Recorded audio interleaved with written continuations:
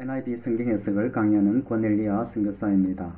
또 오늘은 신구약 중간기인 400년 침묵기를 공부하는 시간이 되겠습니다. 그리고 첫 번째 시간으로 페르시아 제국의 시대를 어떻게 성경 가운데 영향을 준 그런 부분들을 공부하는 시간이 되겠어요. 이번 장에는요. 신구약의 중간기인 BC 400년 이제 올드 테스트먼트 마지막으로 말라기 말씀을 마지막으로 하나님께서 침묵하였던 그 세월들, 그리고 드디어 하나님께서 말라기를 통해 사장에서 약속하신 세례요한과 그리고 메시아의 나심을 나눌 소망을 하나님께서 마지막으로 그 말씀을 이스라엘 백성 가운데 컴플레인하는 이스라엘 백성 가운데 주심으로 침묵기가 400년 지속되죠. 그리고 마침내 예수님께서 바로 기원전 4세기의 나심으로 인해서 이제 새로운 신약의 시대, 새로운 복음의 구성 역사가 시작되는 그 시대거든요. 그리고 그 중간에 물론 하나님께서 정경도 말씀이 없은, 그리고 계시도 하나님 말씀도 없지만은, 그러나 그 뒷면에 얼마나 하나님께서 이 세상의 구성 역사를 위해서 열심히 달려왔는가를 통해서 그리스 제국을 통하여서 그리고 마카비안 하스모니안 왕조를 통하여서 그리고 로마 왕조를 로마 제국을 통하여서 마침내 예수님께 나심을 통하여서 하나님께서 실질적으로 이제 새로운 구속 역사를 시작하시는 그 손길이 400년 침묵기를 통해서 유실이 드러나는 우리가 볼 수 있거든요. 그래서 이 400년을 통해서 새로운 어떤 용어들, 구약에 보지 못했던 사두개인들이라든지 바리새인들이라든지 많은 서기관들이라든지 그런 직분들이 나면서 이런 것들이 다 400년 이 침묵기를 통해서 생겨난 것이거든요. 그렇기 때문에 400년이 실질적으로 예수님이 오시기까지 그리고 신약을 공부하기 위해서는 얼마나 중요한 부분인지 실제로 우리가 아는 것. 그래서 중간기를 공부하는 목적이기도 하고요. 밑에 테이블 좀 봐야 되겠는데요. 알렉산더가 331년은 페르시아 제국의 다리오 3세조 왕국을 이제 3차의 전쟁에 걸쳐서 끝내고 3차 때 331년이었거든요. 그 실질적으로 2차 전쟁인 이수스 전쟁 때 실질적으로 페르시아 왕국이 거의 멸망한 그 단계였다고 하죠. 그리고 마지막으로 331년 전쟁을 하면서 3차 전쟁 때 마지막으로 페르시아가 왕국이 그 역사에서 사라지는. 그리고 그런데 문제는 알렉산더 대왕도 실제로 그 인도 쪽에 그 원정을 가서 그것도 열병 걸려서 10년 정도 다스리고 죽게 되죠. 그리고 그 이후에 이제 내 왕정이 시작되는 그 왕국이 시작되는데요.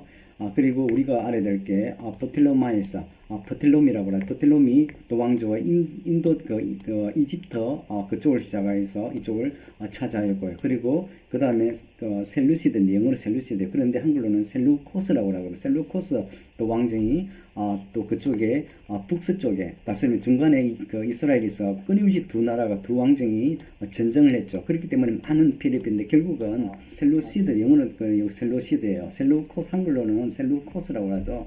셀루코스 왕정이 승리를 통하여서 또 그 이스라엘의 또 영적인 부분에 많은 영향을 줬거든요. 특히 우리가 아는 에피피네스, 그 에피피네스가 이 그 성전을 더럽히는 사건을 통하여서, 그리고 그때 이런 사건을 통하여서 실제로 1167년 기원전이거든요. 이 역사를 통하여서 마케비안, 하시모니안 왕정이 나오는 하시딤 또 그 이 열심파들이 등장하는 그러한 역사가 된, 그걸 통하여서 또 바리새인들이 나오고요.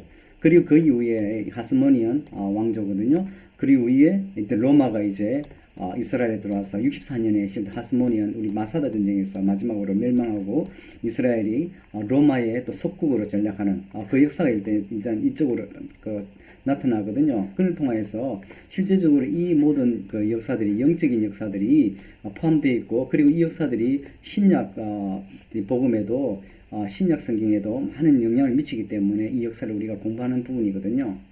이번 슬라이드에서는 객관으로서 아주 중요한 변화들에 대해서 공부합니다. 그리고 정치적인 세력에 대해서 공부하면 이 마지막 선지자인 리캡티비티 리턴, 포르기 귀환 이후에 실제 하나님께서 성전 재건을 위해서 헤게이, 학개와 그리고 스가랴와 그리고 말라카의 선지자를 부르셔서 이스라엘의 재건을 위하여서 하나님께서 이스라엘 백성들에게 촉구하였지만은 실제로 실패한 그런 부분이 있죠. 그를 통하여서 이제 400년의 침묵이 흘렀는데 그 통하여서 이런 그리스라든지 페르시아라든지 제국이라든지 그리고 예수님일 때 로마 제국 또 결국 그를 통하여서 그리스 문화를 통하여서 헬라어죠. 통하여서 하나님께서 이를 통한 복음의 전도를 갖다가 실질적으로 급속하게 일어나는 그런 일들이 일어났거든요.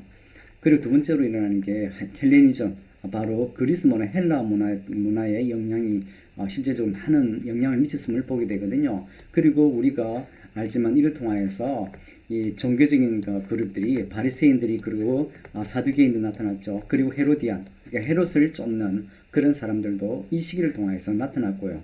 그리고 이 400년을 통하여서 그리고 포르기를 통하여서 이제 예배 장소 그 이전에는 실제적으로 성전을 떠나서는 예배가 있을 수 없었죠. 그런데 포르기에 끌려갔을 때 실제로 이 백성들이 마음 놓고 실제적으로 제물을 드리고 하나님께 예배할 수 있는 그런 여건이 되지 않거든요. 그렇기 때문에 이제 포르기를 통하여서 성전과 그리고 그 포로 때에서는 바벨론의 그 포로 때에서는 실질적으로 시나고그인 회당에서 예배를 그리고 성경의 말씀을 대독하는 그러한 일들이 일어났었죠. 그리고 이제 랭귀지가 우리가 지금 그 헬라 특히 프텔로미 왕조를 우리 보지만은 거기서 70인명이 번역됐거든요. 왜냐하면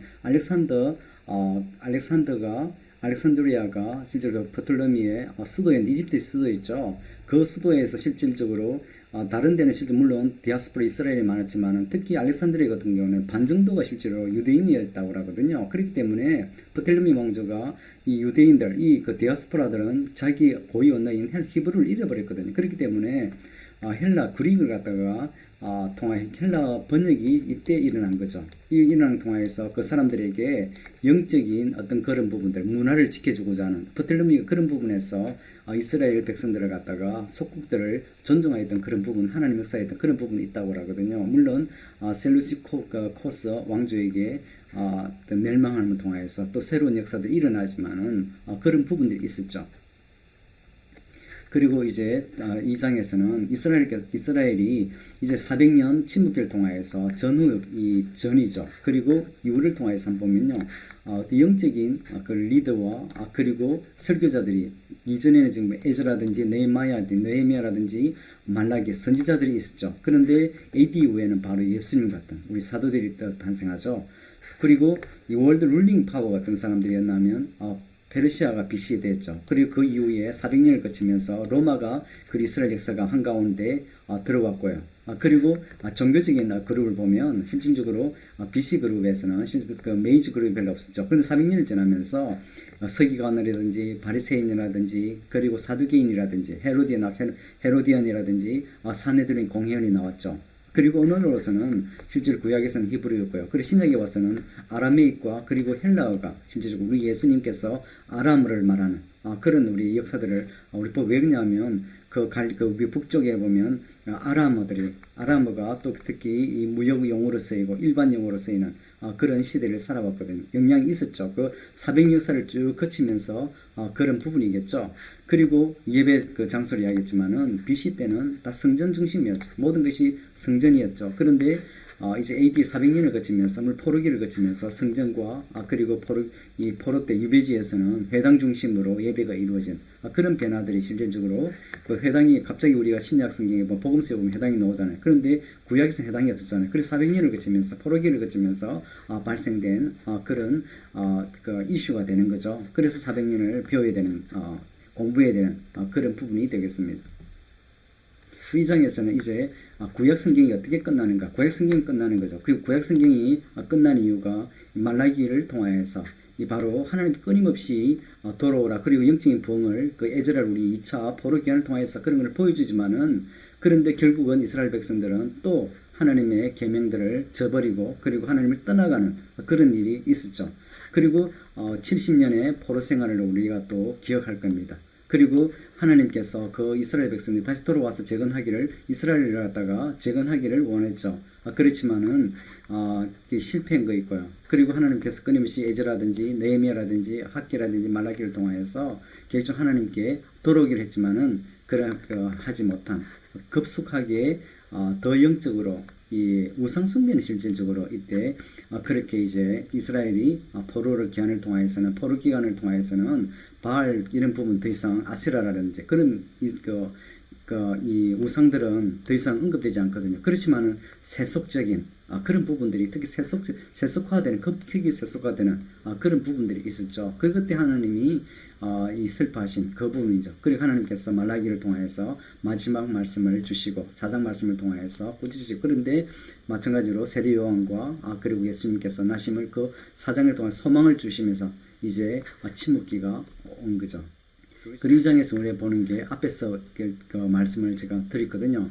바로 400년 침묵이라는 게 바로 성경이 어떤 성경도 서이지 않았고 그리고 어떤 이 계시의 말씀도 선지자를 통하여서 이스라엘 백성 가운데 준 것이 없습니다. 그렇지만은 이를 통하여서 하나님께서 그 배 후에서 하나님께서 더 열심히 이제 메시아 나심을 준비하시고 그리고 새로운 구속 역사를 시작하시는 그 부분을 갖다가 400년을 통하여서 우리가 볼 수 있겠어요. 그리고 그 다음 우리가 볼 게 페르시아 제국 539년 페르시아가 바로 아수르를 갖다가 그러니까 바벨론을 갖다가 539년에 멸망시킨 통하여서 고레서 때 칙령을 통하여서 포로 귀환이 일어났잖아요. 그리고 536년 정도 이 본국의 1차 귀환이 제르바벨에 의해서 영도하에서 일어났죠. 그리고 16년 동안 성전 재건에서 520년경에 학개오와 제크라야 그리고 그 이후에 에즈라를 부르시고 그 영적인 재건, 성전 건축을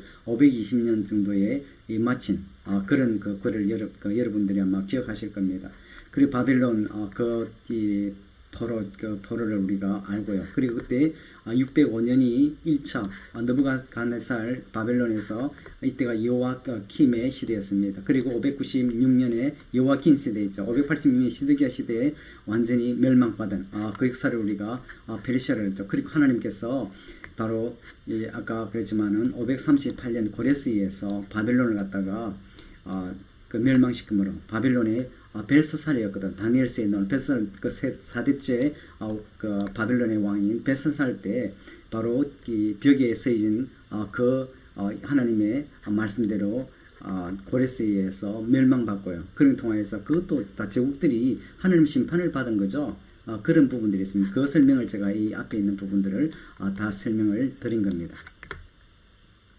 이 페르시아 제국에 대해서 539년에 고레스에 대해서 그리고 331년에 알렉산더가 마지막 3차 전투에서 페르시아 제국을 다리오 그때 3세였거든요. 멸망시킴으로써 새로운 그리스 시대가 알렉산더 시대가 도래했죠. 그 시대까지는 했는데 그 밑에 부분들 말씀은 이미 제가 기억적으로 앞에 연대기에서도 말씀 드린 부분이고요.